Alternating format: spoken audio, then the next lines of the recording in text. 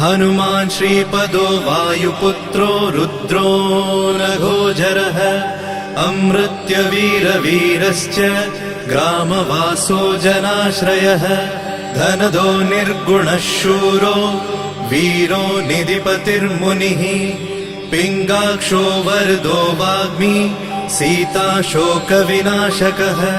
शिवः शर्वः परो व्यक्तो व्यक्ताव्यक्तो धराधरः पिङ्गकेशः पिङ्गरोमा श्रुतिगम्यः सनातनः अनादिर्भगवान् देवो विश्वहेतुर्जनाश्रयः आरोग्यकर्ता विश्वेशो विश्वनाथो हरीश्वरः भर्गो रामो रामभक्तः कल्याणप्रकृतिस्थिरः विश्वम्भरो विश्वमूर्तिर्